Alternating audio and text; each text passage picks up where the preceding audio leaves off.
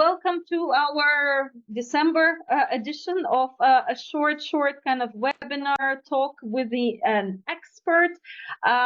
So this is something we're going to be doing more often with different types of people. So I would like to introduce you to a wonderful person, and maybe this wonderful person can introduce himself and tell us why he is here and what is he going to share with us a little bit today. Thank you, Yulia, for calling me the expert. I'm working on the Amazon space for more than a decade now.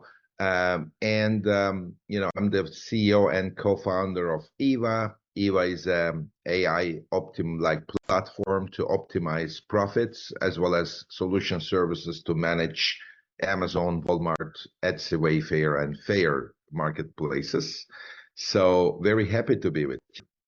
That's cool. Can I ask you one question directly? Because your company does so many different things. I looked through the website and Sebastian, my partner, told me a lot about this. What is the service in your company that is in most demand from your customers, actually? So there are two main services I can say. Number one is like using EVA as a profit analytics platform to understand the profits. And on the services side, typically we have a profit-driven strategy for PPC, for advertising, both PPC and DSP. That's where the main demand is for our company. Yeah. Okay, cool. So these are some of the basics about you. I actually always like to keep it short because, all the videos I watch on YouTube, people talk and talk and talk. I'm like, guys, I came here to get the tips that you promised me 40 minutes ago. Can I get the tips? So I'll introduce myself. I'm Yulia. I'm founder of Dignified Global Product Sourcing. I have been within the Amazon business industry since 2014, so about 10 years. And I've been in product sourcing for the last 18 years. 18 coming on 19. So I think we're kind of both, at least we know a little bit about what we're going to be talking about. And what we want to do is quickly give to those who are listening, watching, reading in a blog post, some tips in regards to how to basically make yourself better and your strategy better for 2024. And we're going to be giving 5 tips each from the perspective of our businesses, our experience and expertise. So maybe you want to start and open up with what you got. Of course. Yeah, that's a great, thank you for that. So let's start with the tip 1. First of all, in general, I think that if you're selling on Amazon, whether it's reseller, you have private label, the most important thing is to know your profits and to build a profit-driven strategy as you are executing your business. Now, it is not that easy to really understand what your profit is on Amazon. So that will be the first advice that I have. Number 1, at the store level, everybody has a store, the Amazon sellers, you need to know what your profit is. Now, at that moment, there are key things like reimbursements, refunds, storage fees. Like we are in Q4 now, a lot of sellers are hit by the storage fees that most of them they were not even aware of, and they didn't plan for it. So that needs to be known at the store level, but also the real business is not at the store level. The store level is like an aggregation of multiple businesses. The way I see it is the product level, like for example, like you do that product sourcing, every product is a business. Let's say the parent product. Maybe there are varieties and everything, but every product is a business, and you need to develop your unique strategy on the product side. But back to my tip is you also need a system that can show you the product, the profit at the product level. So knowing your profits well, it's, I think, the first tip, and having a system which can do that. Now, for example, just to give you an idea, we have more than 9,000 brands on EVA. Maybe every week, there is a couple of brands, connecting their stores. They add all the cost, and then they have a surprise. And each time I see it, I'm also getting surprised that maybe 50% of these stores that are connected, they end up seeing that they are losing money. And then I tell them this idea that basically what they do on Amazon is they are selling $100 bills for $90. And that may not make sense, although it's a great business. And you can do a lot of revenue by selling the $100 bill at $90. But it doesn't mean that you're making money. What about you, Yulia? What would be your first step? Actually, let me kind of come on to what you said, because we're Amazon sellers ourselves since 2014. And like, this might like sound an extremely like a stupid thing, like know your profits, to a lot of people. But I guarantee to all those people that it is not that easy.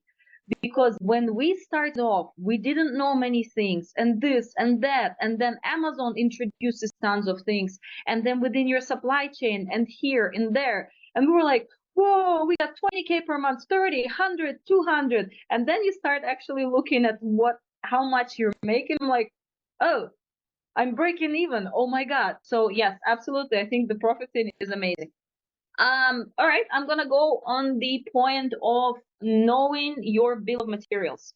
So for 2024, I suggest people to actually communicate with the factories that they are already producing their products with, and get the bill of material from them for the products with the pricing for how much each and every material there costs, and how much they're paying for labor, services, etc., etc. Most of the manufacturers, they're not that keen to provide this information, but if you're open and honest with them and say, look guys, I don't want to take the money away from you. I want you to make the money as well. You're a factory, you must make profits. But I want us to sit together and see, maybe there is a material that we can change, or this or that. Plus, you can take that list and also try to source it from other factories and say, hey guys, I know like the price of wood is this per kg right now, or per something. What is your price that you're purchasing at, right? I'm not saying share the bill of materials fully, but you can check other factories and see how knowledgeable they are about the raw materials that they're getting. So checking the BOM, this should be the start of the end of 2023 already, and doing this in 2024 for sure. So that's on my side. So 1-1, your turn. Number 2. I'm Sounds keeping great. count. Yeah, I like that very much. Now, I mean, with the assumption that the seller knows the profits, knows the bill of material, the next thing for growth today, I mean, the biggest weapon for growth is Amazon advertising. Now, I have 2 tips here, but the first one, and I'll tell about that later. The first one is, it's actually a very bold statement. When you ask anyone, like how they do Amazon advertising, typically they will say, most of them will say, I am doing it based on ACoS. And ACoS stands for ad spend divided by ad sales. Some of them, which are more kind of experienced, they will say, hey, I do it based on TACoS, which stands for ad spend divided by total sales. And that's it, 99%. What I believe is, in 24, everybody should consider a profit-driven advertising, because it is not about really the ACoS or TACoS. It's about like how much profit you really make, which defines how much money you can invest into advertising. Most of the people don't know that, and most of the PPC systems, including Amazon's itself, there is nothing about like a profit-driven advertising. That, I mean, there are a couple of things about that, right? So number one is like, for example, if you don't know your profit, or it's not profit-driven, most of the time, advertising cost kind of is greater than the profit itself at the product level. This is what we see. It is very difficult to understand that if you don't have a profit-driven advertising. In a way, people call it like a break-even ACoS, or I mean, there's other ways of looking into it. But as long as you don't have the profit, for example, there might be 2 items, each $10 each, but one of them the cost is $3, and the other one is $9. Would you going to kind of assign the same ACoS to that? Because it doesn't make sense. Like if you sell the one with $3, you're gonna make $7, so you can spend more money when you have more profits. So I'm really recommending to everyone, if they can build a profit-driven PPC strategy. Again, with Eva, we are able to immediately incorporate the profit, and in case the profit goes below a certain level, the advertising will be reduced. I mean, because that is how the business should be run. You don't advertise just for the sake of Amazon to make money. Well, I know a lot of sellers, because they don't calculate their profit, as was your first tip, and all of those things. They're basically recycling products and recycling money in, out, and yeah. All right, this is pretty cool. How long have you guys been offering this? I mean, this you can call it automation, right? Because if it drops, you kind of stop and then you rediscuss and see when you can launch and how and what. You've been offering this for a while, right? For a while now. I mean, obviously we learned a lot as well. Like the first thing that we were doing was an AI-based automation based on ACoS and TACoS. And basically our system optimizes all the bits as well as creates campaigns. And we always have a specialist which can look over everything. But as the time passes now, for the last 6 months, what we see is like, okay, everything is great. ACoS is great. TACoS, okay. But it doesn't make still sense, because it has to be profit driven rather than the numbers, which are nothing to do with profit, which is like ad sales versus ad spend. It's just a KPI. It's an important one, but it cannot be the North Star, as they call it in MBAs, because it cannot be the main reason of success. Just because your ACoS is high or low doesn't matter if you're not making any money. Again, that's why we kind of moved into that profit-driven advertising, where a human is involved, automation is involved together, and optimizes the bits to maximize the profit. See, this is what I like the most. Some companies, they just go and they do the AI and everything's automated and stuff like this. I don't think we're at the level yet where humans should not be involved. I think humans should be involved and have an oversight. My opinion only, but I'm like set on destroying ChatGPT every time I open it, and so far I've been successful with my requests. So yeah. I don't want to dilute our conversation, but I need to really add something to it. By the way, I'm a computer engineer with an AI background for the last 23 years. And with that knowledge, I can tell you that the AI is good as the data goes into AI. And the data is your data. Now, the key point where you need the human, that's why we always have a human on top of AI. There is a context around your product. That context defines your market, your competitors, your strategies. AI is not there, or it will be very unlikely to understand the entire market. But you, by just looking at it, you know your competitors. And one of the key things to be very profitable is, and I'm so sorry, but maybe should I go into the tip 3? Yeah, no. I think this is pretty cool. I know a lot of this stuff, but I think it's useful. This is not just blah. This is actually useful.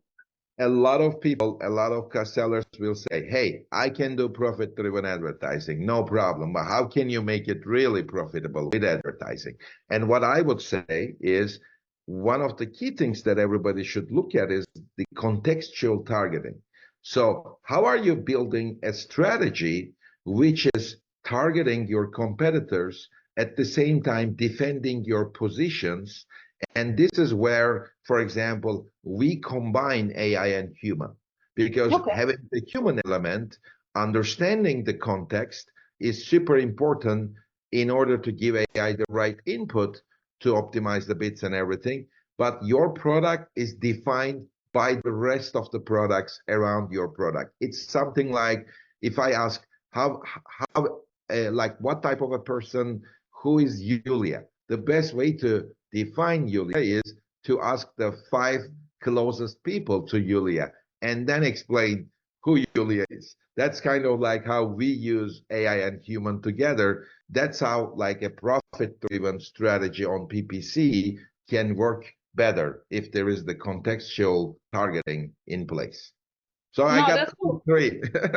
No, that's very cool. Plus, with the humans, we always need to look at the emotional part, right? So with us, with sourcing, and this is like, where my kind of next tip also comes in with sourcing for, I know a lot of, we have a lot of customers who are like, oh, but I have this great manufacturer. We've been working with them for 5 years. And then I give them a tip. Guys, I understand you've been working with them for 5 years. I understand you have maybe, and like they're doing a great job and you might have some sort of emotional attachment by now. But at the end of the day, this is business. You need to do nicey, but this is business. You're in it to make money for whatever you want to make money. So my tip here is, now, yesterday, tomorrow, next year, make sure that you always have backup suppliers.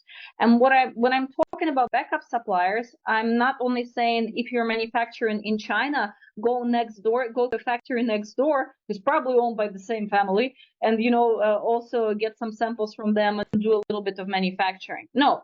In today's day and age, unfortunately, due to political instability, corona, whatever next honor will be, next virus or whatnot, we need to make sure that we diversify in different countries. So one of the things, and this is kind of, 2 tips. So this is tip number 2 and number 3. Number 2 is make sure that you diversify your supply chain with other manufacturers, having a backup, meaning you go through all the stages, order samples, and maybe even order mass production. And at some point, you start producing maybe 70% or 80% with your original manufacturer, 20 with the new one. And tip number 3 is go for nearshoring, right? Nearshoring is when you're trying to produce or manufacture your goods as close as possible to the point of sale. So if you're selling in US, try to produce in Mexico, in Canada, in South America, maybe in Europe, right? Because the shipping time is shorter. So yes, diversification and nearshoring. Nearshoring is very good as well because we all need money.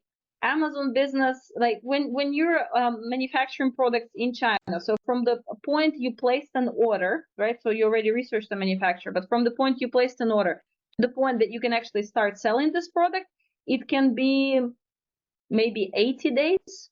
This is a lot, right? Of being tied up, your money being tied up. But if you're doing this in Mexico, it might be 30 days. So your finances are much faster, like the turnover, and you can reinvest. So this is number 2 and 3. Yes, I'm done. 2 more. Woohoo!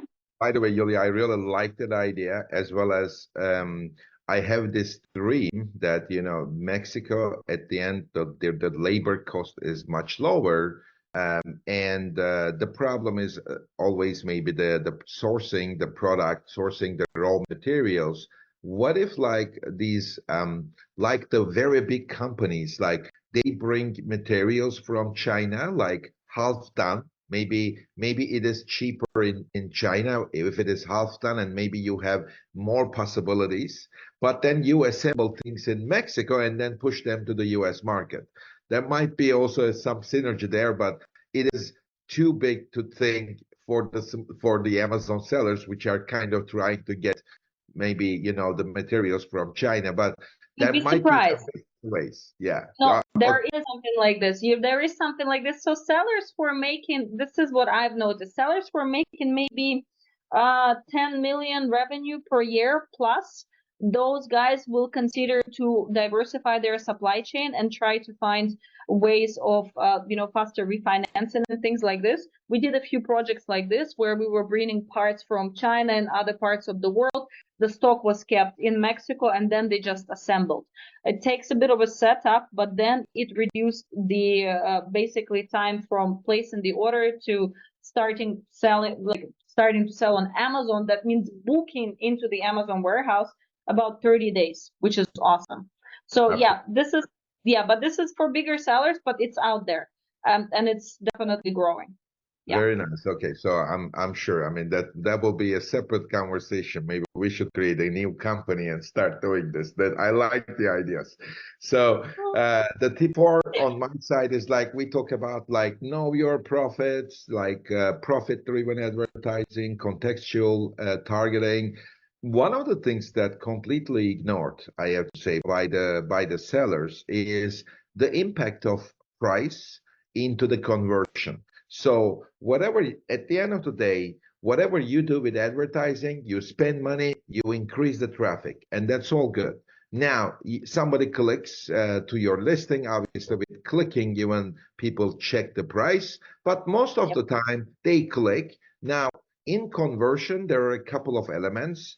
You need to have the best listing, best description, best A+ content, but these are more, from my point of view, static, and most of the Amazon sellers got it. Like they know that they should have 7 images. They know that they need to do the A+ content. If they don't have it, guys, please do it. Okay, there is no way you can survive without all this very nice pictures and A+ content.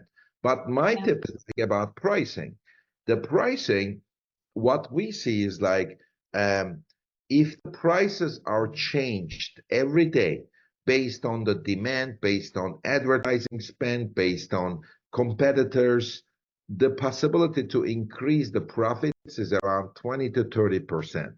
So not only price changes can impact the profit, but also it will increase the conversion rate depending on the situation. So that's a very powerful way of maximizing the profit, because most of the big sellers, even, they just have the same product selling always for, let's say, $19.99.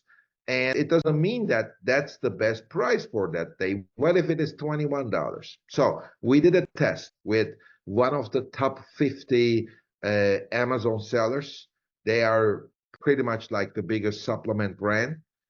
How much are those guys making? Can you tell us? How much are those guys? What is the revenue of those guys per year? One of the top 50, one of the top 50 Amazon sellers. So typically, and I have a lot of, yeah, I have a lot of these guys. They all do, you know, between 75 million up to, let's say, a couple of 100 million, right? And the best, the big one is doing $1 billion. So with this guy, in 6 weeks, by using dynamic pricing and changing the prices every day, we were able to add an additional $170,000 into his business. It's just using dynamic pricing. So it was so amazing test. I was surprised because, I mean, at the end, the customer was saying, well, I mean, you already make for me $170,000. Like, how much you gonna get for it? Just $500? Because that was kind of a special arrangement. And I was like, hey, looks like I am a very bad businessman, because I mean, the other side is making 170K. I'm doing 500. The guy even gave us another business just to help us, you know, like with that equation. He thought it's not even fair for us to do $500 in that specific arrangement. But it's very powerful. You can do it on your own manually every day. Try to find out like what is the best price. It's almost impossible. We developed a dynamic pricing, again, another engine, AI engine, but it's very simple compared to the advertising. It looks at the velocity, the ACoS, everything, and calculates what should be the best price for tomorrow. And it's not like changing it too much, but 1 or 2% every day.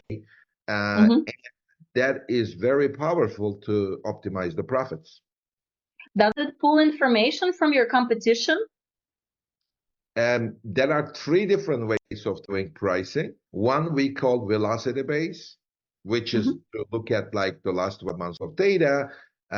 One is like AI based. Velocity based is like based on how many units you sell. You can define a rule, which we call it rule based. And then there is a competitor based pricing. For example, you can say, I want the best price, but I don't want to be more than this guy in at any time. So you can define, or you can say, I always want to be 1% less from this other ASIN. So you can also define rules like that, which is also very powerful. Now think about that. I don't want to take too much time, but think about that. If you mix the things like you are targeting a competitor, contextual targeting that I was referring to.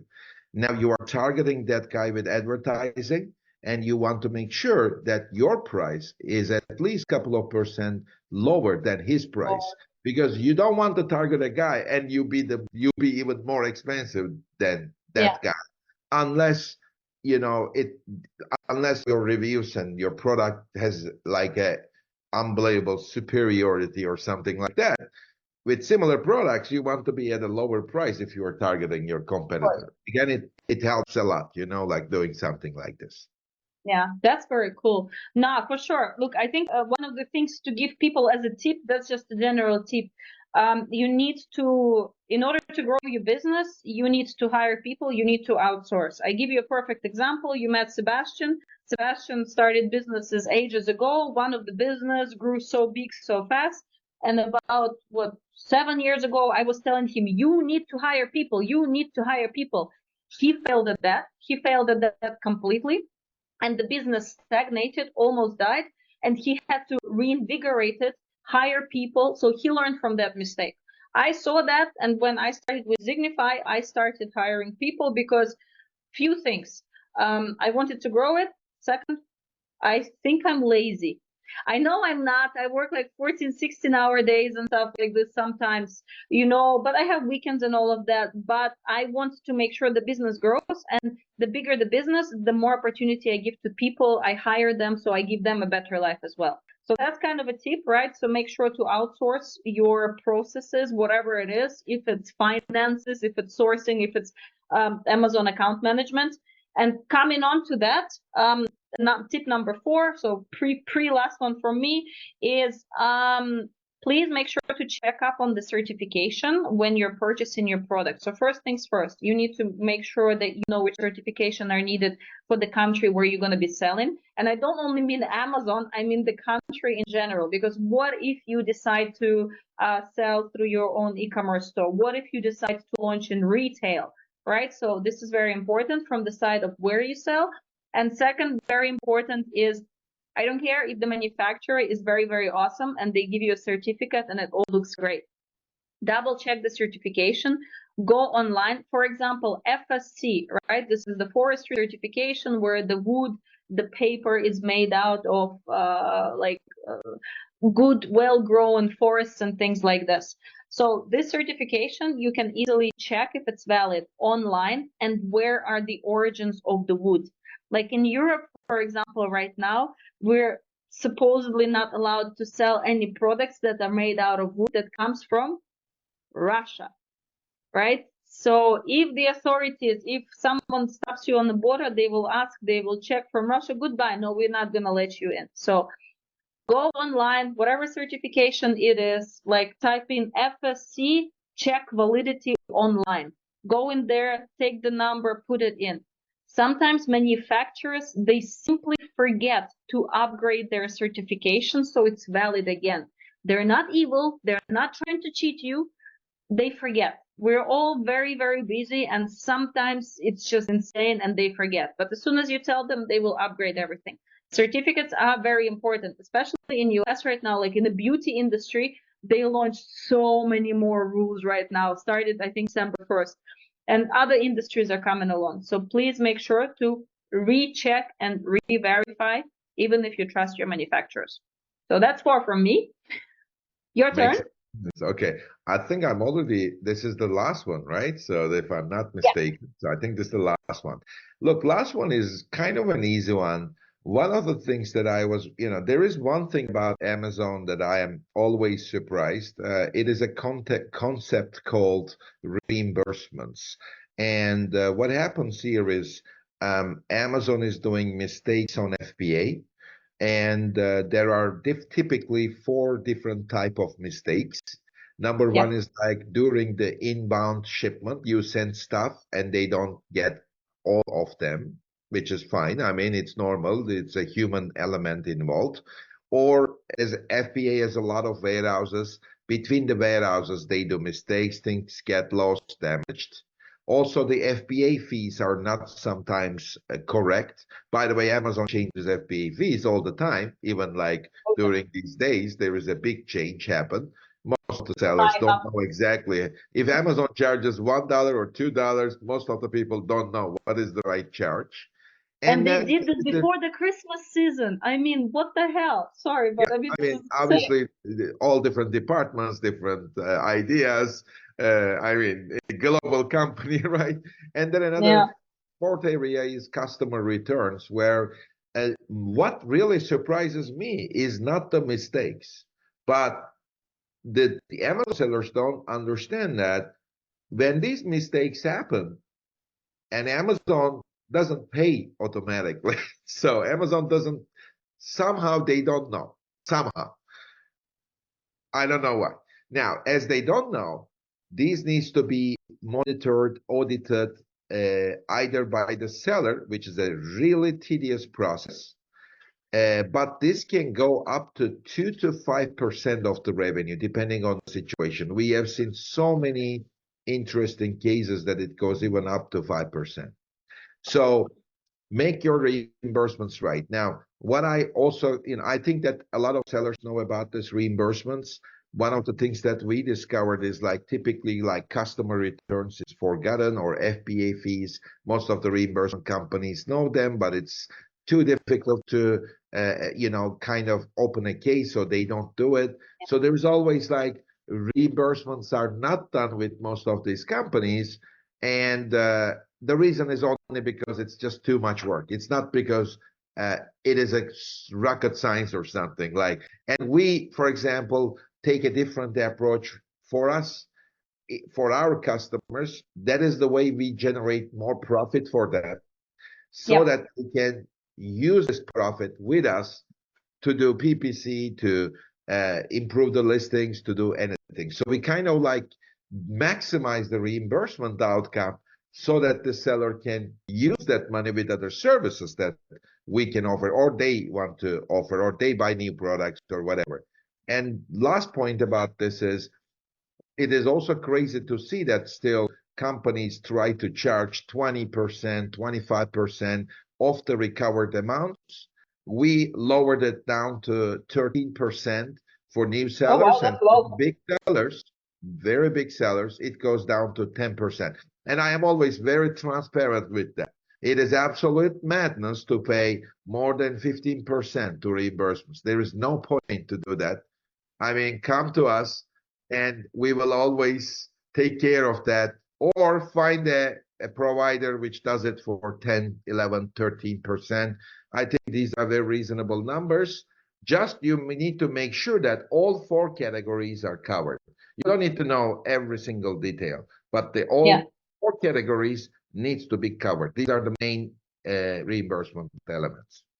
Yeah, honestly, I don't want to know every single detail. This is why I hire people. This is why I outsource, right? So I can focus, like, okay, I like to learn, and I will learn here a little bit and there, but I don't want to do a deep dive. I want to do the stuff I'm good at, and continue with that and growing. No, but with the reimbursements, I remember when we started doing reimbursements on our account, I was like, oh my God, here are new shoes. Here is, okay, maybe not a car, but here's this and that, and it kind of sums up. So that's definitely, this is like free money coming back to you. And why Amazon doesn't properly look after this? I mean, come on, they don't need to, because they don't need to, right? So, I mean, yeah. All right. So the last point from me, the last tip is for all of those sellers, not only in US, but for all of those selling in the US, you have a very wonderful opportunity of hide your information, meaning where you have shipped from, who shipped the products for you, how much, etc., etc., on all of those online resources like Panjiva, like Import Yeti, and the rest of them. So all of this information, they extract from the customs departments in the United States. And a lot of people are actually finding competitors, suppliers, in such a way.